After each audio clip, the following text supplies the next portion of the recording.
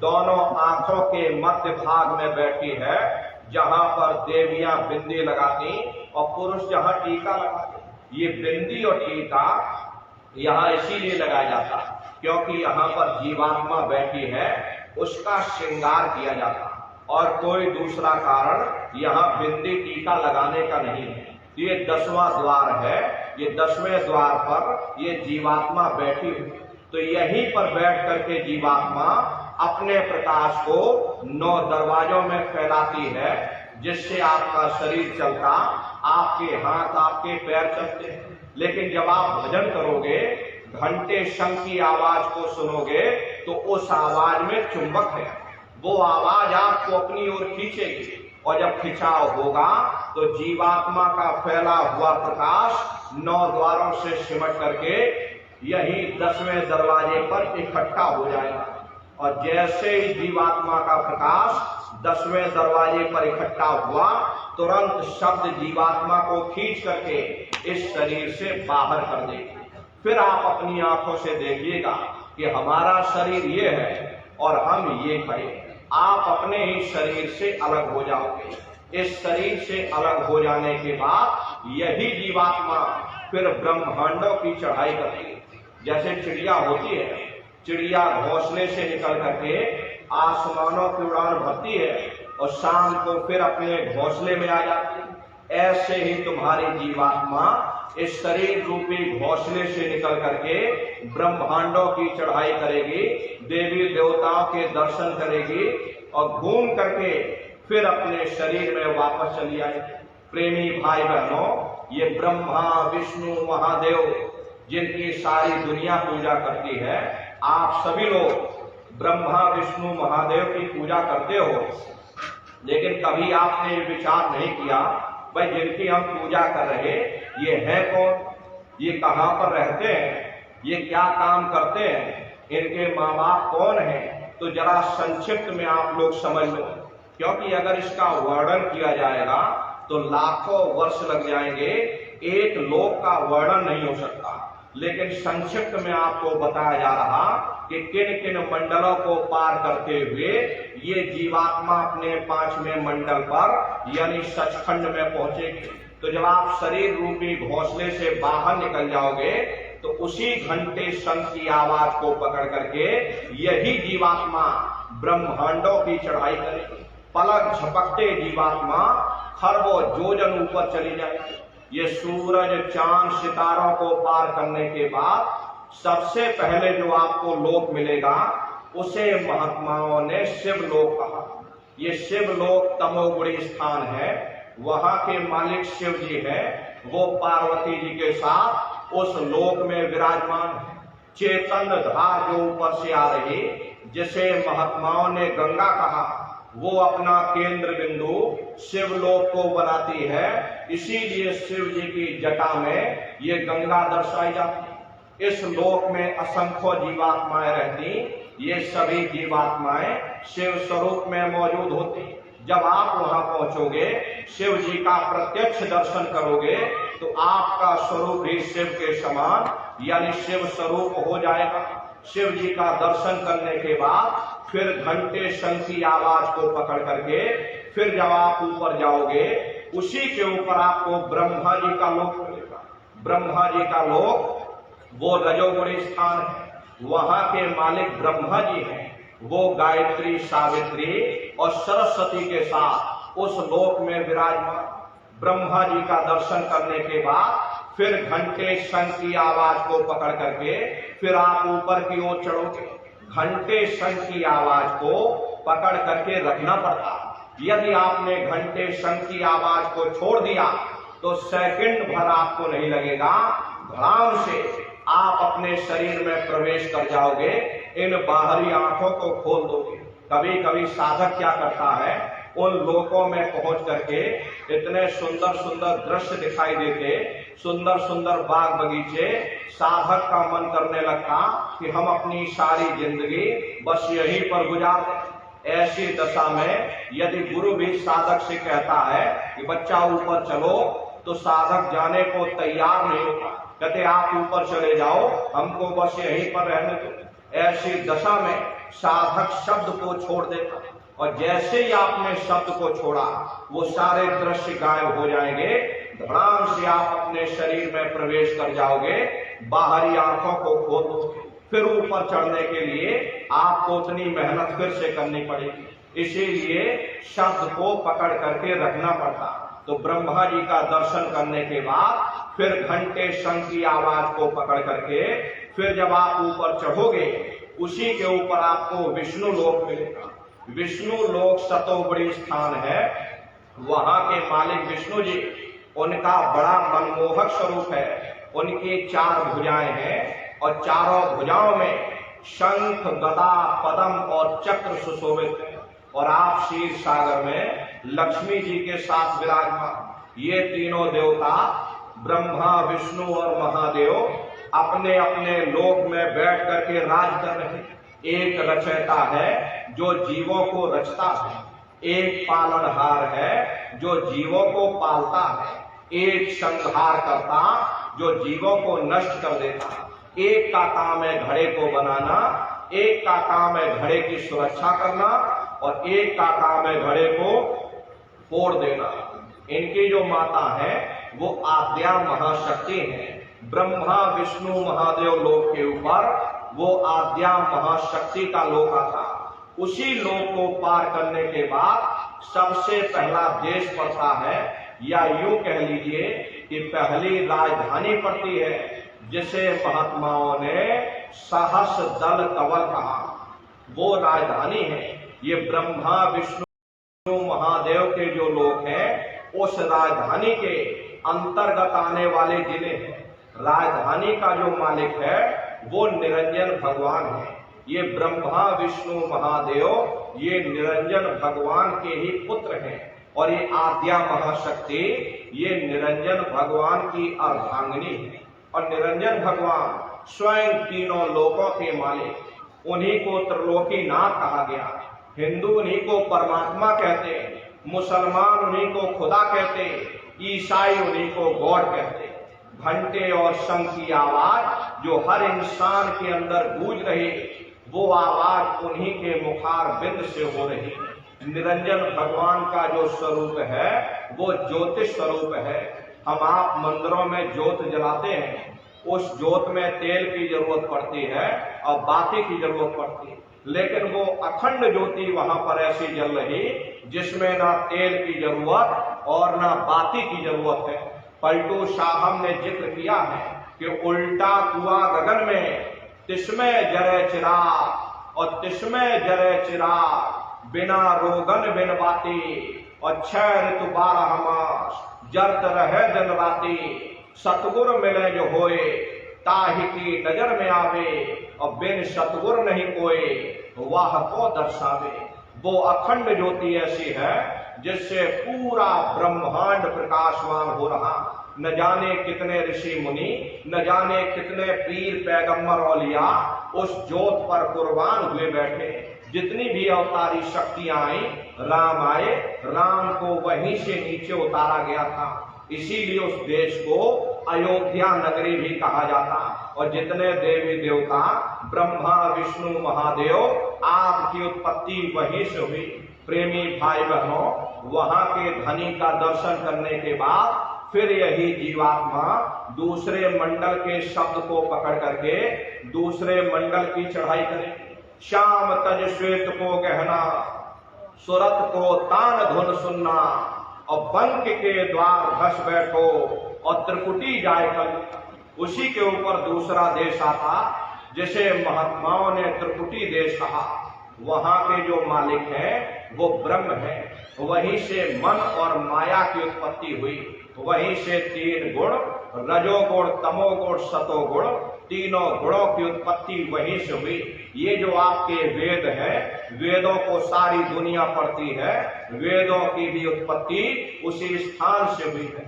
अरे महात्मा कहते हैं कि त्रिकुटी महल में विद्या सारा, धनहर गरजे बजे नगारा, और लाल वरण सूरज उजियारा। वहां पर 2 धुने, बादलों की गर्जन और मृदंग की आवाज उस लोक में बराबर गूंजती रहती है। प्रेमी भाई बहनों, बादलों की गर्जन और मृदंग वहां पर बजता रहता। जैसे पहले स्थान पर घंटे और शंख की आवाज गूंजती, ऐसे ही दूसरे मंडल पर बादलों की गर्जन और मृदंग वहां पर बजता रहता। ब्रह्म का जो स्वरूप है लाल वरण सूरज उजियारा, ये सूरज कुछ नहीं, ऐसे लाखों लाख सूर्य इकट्ठे करोगे तो वहां का एक सूर्य बनेगा। प्रेमी भाई बहनों, ब्रह्म का जो स्वरूप है वो सुबह के लाल सूर्य के समान, इसीलिए वहां का पूरा ब्रह्मांड लाल है। जहां तक आपकी निगाह जाएगी ब्रह्म देश में चारों तरफ आपको लाल ही लाल नजर आएगा।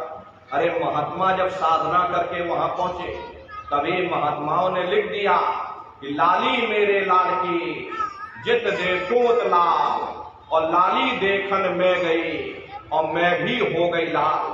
वो पूरा ब्रह्मांड ही लाल है।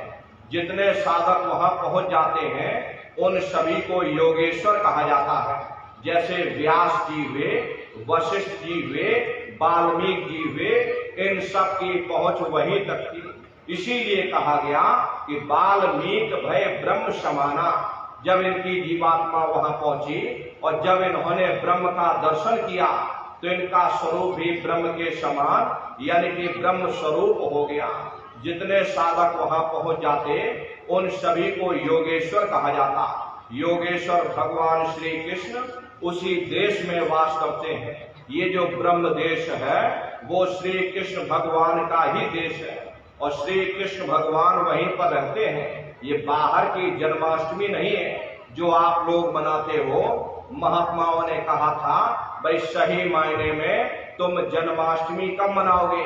जब तुम्हारी जीवात्मा 5 तत्व जल पृथ्वी अग्नि वायु आकाश और 3 गुण रजोगुण तमोगुण सतोगुण 5 तत्व और 3 गुणों से परे होकर के ब्रह्म देश में पहुंचकर और जब कृष्ण भगवान का दर्शन कर लेगी तब सही मायने में जन्म अष्टमी मनाई जाएगी।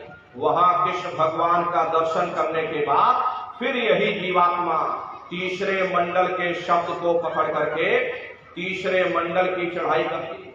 आगे पहुंची सुन झंकार ररंकार धुन सुनी पुकार, आगे श्वेत शून्य है भाई और मान सरोवर पैठ नहाई। उसी के ऊपर तीसरा देश आता जिसे महात्माओं ने शून्य देश कहा, उसी को रारंग देश कहा जाता, उसी को अक्षर और नेति कहा जाता। वहां के जो मालिक हैं वो रारंग पुरुष यानी कि पार ब्रह्म पुरुष है। वहां किंगरी और सारंगी 2 धुनें उस लोक में गूंजती रहती है और पार ब्रह्म पुरुष का जो स्वरूप है वो पूर्णमासी के चंद्रमा के समान बड़ा ही मनमोहक स्वरूप है। इसी स्थान पर प्रेमी भाई बहनों एक बहुत बड़ा अमृत का सरोवर बना जिसे महात्माओं ने मान सरोवर कहा। जब तुम्हारी ये जीवात्मा उस मान सरोवर में स्नान कर लेगी तो जन्म जन्मांतरों के मैले पाप कर्म साफ हो जाएंगे। अरे यहाँ के पानी से तुम्हारे कर्मों की सफाई नहीं होने वाली। ये बाहर का पानी तुम्हारे शरीर के मैल को धो सकता, लेकिन जो पापों का मैल है, जो अंतःकरण में गंदगी जमा, वो जब साफ होगी जब आप तीसरे मंडल पर पहुंच करके उस गंगा में डुबकी लगाओगे। उसमें स्नान करने के बाद ये जीवात्मा हंस रूप हो जाती है। हंसन मिले हंसा हो जाए और मिले जो अमी आहारा है। जीवात्मा का खुद का प्रकाश उस अमृत के सरोवर में स्नान करने के बाद 16 सूर्य के बराबर हो जाता। तब फिर यही जीवात्मा चौथे मंडल के शब्द को पकड़ करके चौथे मंडल की चढ़ाई करती। 2 पर्वत के संग निहारो और प्रेमी भाई बहनों 2 पर्वतों को पार करने के बाद वो बड़ा सुंदर देश आता जिसे महात्माओं ने सोहंग देश कहा। वहां के जो मालिक हैं वो सोहंग पुरुष है। वहां प्रेमी भाई बहनों बंशी यानी मुरली की मधुर ध्वनियां सदा उस लोक में उच्चारण होती रहती और सोहंग पुरुष का जो स्वरूप है वो दोपहर के सूर्य के समान महाप्रकाशवान स्वरूप में अंतर है। पहले स्थान पर निरंजन भगवान का जो स्वरूप था वो ज्योतिष स्वरूप था दूसरे स्थान पर ब्रह्म का जो स्वरूप है वो सुबह के लाल सूर्य के समान है। तीसरे स्थान पर पार ब्रह्म का जो स्वरूप है वो पूर्णमासी के चंद्रमा के समान। चौथे स्थान पर सोहन पुरुष का जो स्वरूप है वो दोपहर के सूर्य के समान महाप्रकाशवान स्वरूप। वहां के धनी का दर्शन करने के बाद ताके परे धाम सतनामा और 3 बजे सतलोक ठिकाना। सोहन देश के ऊपर वो 5वां देश आता जिसे महात्माओं ने सचखंड देश कहा। वो सचखंड देश अजर अमर अविनाशी सदा एक रस रहने वाला देश है। वहां न काल है, न कर्म है, न दुख है, न संताप है, न पुण्य है, न पाप है। जो जीवात्माएं वहां पहुंच जाती हमेशा के लिए जन्म मरण के बंधनों से आजाद हो जाती। वहां के जो मालिक हैं वो सतपुरुष भगवान हैं जिनके रोम रोम में खरबों खरब सूरज चांद सितारे प्रकाशमान। वही हमारे आपके सच्चे मालिक, वही हमारे आपके सच्चे पिता। हमको आपको वहीं से नीचे उतारा गया, फिर शब्द को पकड़ करके शब्द शब्द पौड़ी पर चढ़कर और पहुंचो सचखंड सतनाम। शब्द की सीढ़ी हर मंजिल पर लगा रखी। आपने भजन किया, घंटे शंख की आवाज को पकड़ा, आप पहले स्थान पर पहुंच जाओगे। वहीं पर दूसरे मंडल का शब्द सुनाई पड़ेगा, उसे पकड़ लोगे तो दूसरे मंडल पर चढ़ जाओगे। ऐसे ही शब्द दर शब्द मंजिल दर मंजिल ये जीवात्मा अपने देश सचखंड में पहुंच जाते। तो शब्द का पकड़ में आएगा जब आप भजन करोगे। और भजन कैसे किया जाएगा एक बार फिर से आप लोग समझ लो। ये आंख और कान को बंद करना, लेकिन मन को रोकिएगा। ऐसे समय पर तुम्हारा ये मन जरूर भागेगा।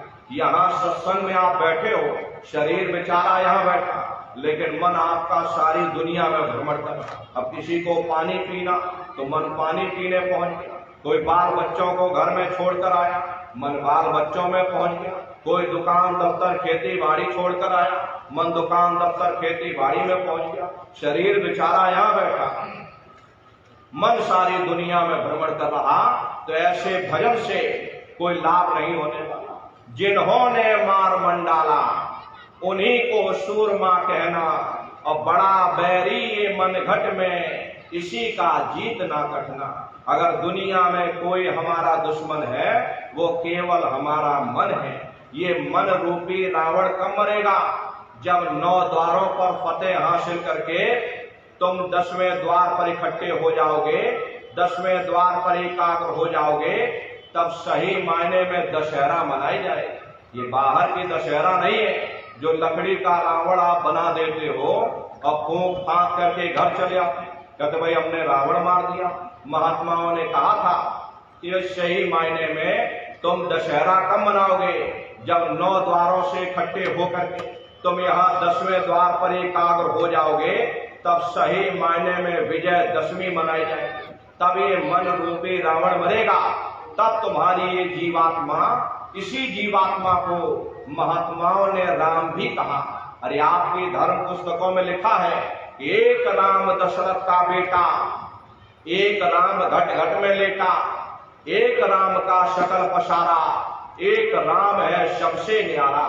एक वो राम है जो अयोध्या के वासी हैं, और एक राम घट घट में लेटे, यानी हमारी आपकी जीवात्मा जो हर एक के अंदर मौजूद है। महात्माओं ने कहा भाई एक वो राम है, एक राम का शकल पसारा, यानी पहले स्थान के मालिक वो निरंजन भगवान जिनको दुनिया त्रिलोकीनाथ कहती है, जिनका ये पूरा पसारा पूरा संसार है। महात्माओं ने कहा भाई एक वो राम है और एक राम है सबसे न्यारा। 5वें स्थान के मालिक वो सतपुरुष भगवान जो हमारे आपके सच्चे पिता। महात्माओं ने कहा भाई एक वो राम है। तो महात्मा तो उस राम की महिमा गाते। जब ये मन रूपी रावण मर जाएगा, तब तुम्हारी ये जीवात्मा ये राम शब्द को पकड़ करके जब पहले स्थान पर अयोध्या नगरी में पहुंचेगी, वहां पर निरंजन भगवान के स्वरूप का यानी ज्योतिष स्वरूप का दर्शन करेगी, तब सही मायने में दिवाली मनाई जाएगी। तो ये महात्माओं का अपना एक आध्यात्मिक उद्देश्य रहा।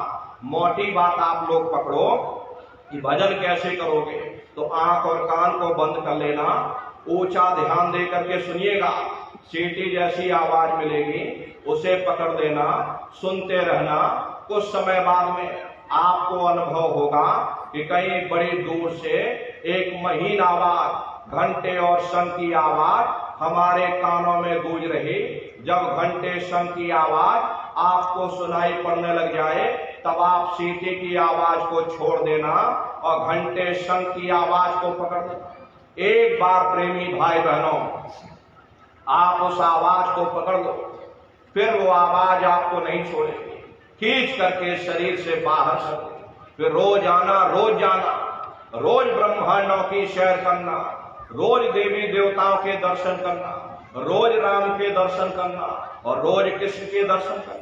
अभी तो आप नकल में फंसे हो, ये असल पूजा नहीं है, अभी आप नकल में फंसे। अरे प्रेमी भाई बहनों, आप सभी लोग बुद्धिमान हो, अपनी अपनी बुद्धि से आप सभी लोग विचार करिएगा।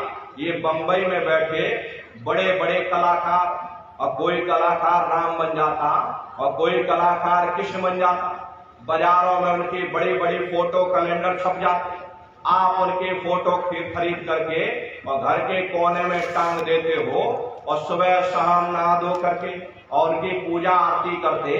आप तो घर में उनकी पूजा कर रहे, जो बंबई में बैठकर मुर्गा मुर्गी खा रहे। कितनी बड़ी अज्ञानता। महात्माओं ने कहा वे राम भी तुम्हारे अंदर, कृष्ण भी तुम्हारे अंदर है, चलो अंदर चलो, अंदर चल करके साक्षात्कार उनका दर्शन दीदार करो।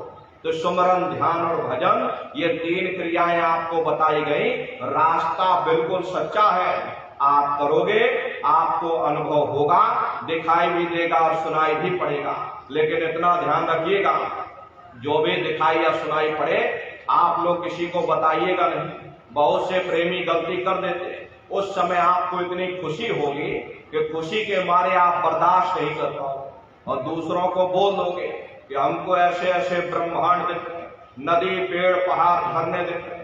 अगर आपने दूसरों को बता दिया, वो ऊपर बैठा हुआ वहीं से बंद कर देगा, फिर दिखाई सुनाई देना हमेशा के लिए बंद हो जाएगा। ये गूंगे की मिठाई है, ये परमार्थी दौलत है। अरे आप अपनी दौलत को घर में कितना छिपा करके रखते, अलमारी में ताला लगा कर रखते, कोई बाजार में ढिंडोरा नहीं पीटता कि मेरे घर में इतनी दौलत रखी। अगर ढिंडोरा पीटोगे चोर चोरी कर ले जाएंगे। ऐसे वो परमार्थी दौलत है, जितना उसको छिपा करके रखोगे उतना रास्ता खुलता चला जाएगा। तो भजन, ध्यान, सुमरन नित्य नियम से आप लोग करिएगा।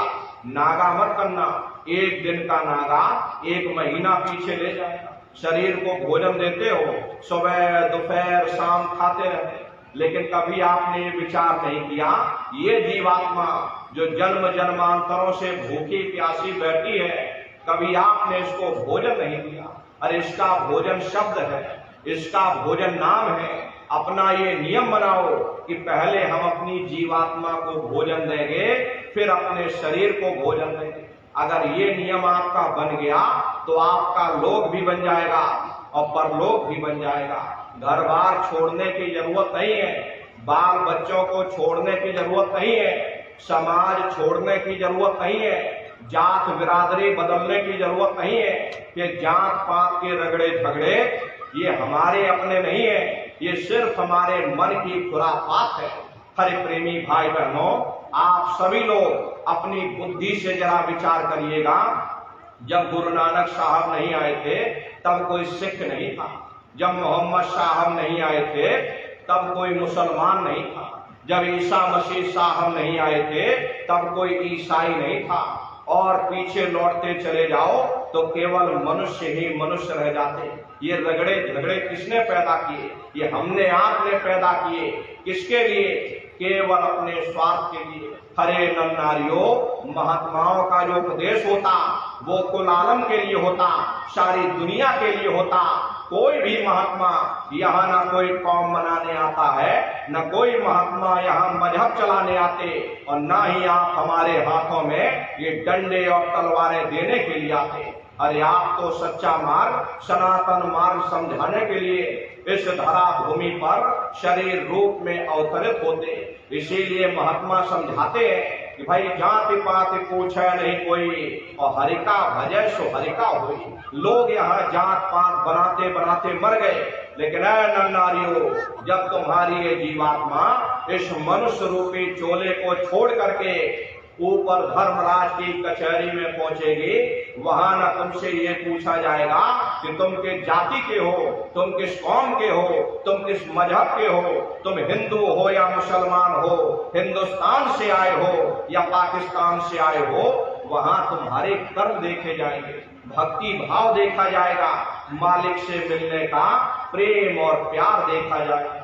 इसीलिए महात्मा जीवों को प्रेम से समझाते हैं, भाई उस मालिक को पाने के लिए तुम्हें जात पात बदलने की जरूरत नहीं, तुम्हें समाज छोड़ने की जरूरत नहीं, तुम्हें बाल बच्चे छोड़ने की जरूरत नहीं, तुम्हें जंगलों पहाड़ों में भटकने की जरूरत नहीं, तुम्हें साधु सन्यासी बाबा बनने की जरूरत नहीं।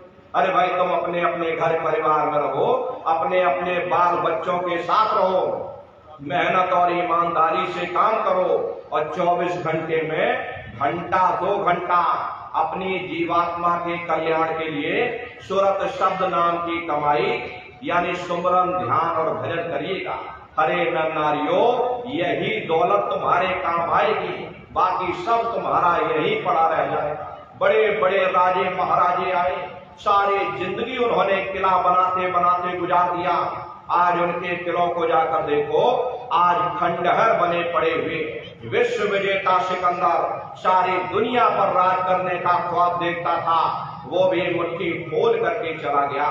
कोई क्या साथ लेकर जाएगा? जो जीत तुम्हारे साथ में जाने वाली वो केवल परमात्मा की भक्ति है। इसलिए नर नारियों, वो दौलत कमा लो जो अंत समय में तुम्हारे काम आवे। प्रेमी भाई बहनों, भविष्य के लिए विचार करना पड़ेगा। हम लोग सारे जिंदगी अपना पूरा जीवन यहाँ पर गुजार देते हैं, लेकिन भविष्य के लिए विचार नहीं करते। दुनियावी स्वार्थों को पूरा करने के लिए, दुनियावी चीजों को पूरा करने के लिए देखो हम पूरा जीवन गुजार देते हैं। भाई हमें अपने बाल बच्चों के लिए घर मकान बनाना, कैसे रहेंगे, कहाँ रहेंगे, तो पूरी व्यवस्था को बटोरना। लेकिन प्रेमी भाई बहनों, हम लोग अपनी आत्मा के कल्याण के लिए कभी विचार ही नहीं करते। अगर यहाँ पर आप लोग आए हो, सत्संग सुनने के लिए भी आए हो, तो पूरा बंदोबस्त करके चले हो। भाई कहाँ पर सत्संग हो रहा, हमको कहाँ सत्संग सुनने जाना, साइकिल से जाना या मोटरसाइकिल से जाना, गर्मी का मौसम है, ठंडा पानी की बोतल भी ले जाना, हाथ में पंखा भी ले चलना, एक आध छतरी भी साथ में ले चलना। अरे पूरा बंदोबस्त करके चलते हो। लेकिन आप ये कैसे भूल गए कि शरीर को छोड़ करके हमें कहीं और भी जाना है। किस राह जाना, कैसे जाना, कहाँ जाना, रास्ते के लिए क्या क्या सामान ले जाना, हम लोग कभी उस पर विचार ही नहीं करते। मोह माया की गफलत में मनुष्य की अकल मारी गई, मनुष्य कभी विचार ही नहीं कर पाता। इसलिए नर नारियों, वो दौलत कमाओ जो अंत समय में तुम्हारे काम आवे। सुमरन ध्यान और भजन आप लोग करिएगा और सभी लोग शाकाहारी रहिएगा, क्योंकि हमारे गुरु महाराज ने शाकाहार पर विशेष जोर दिया।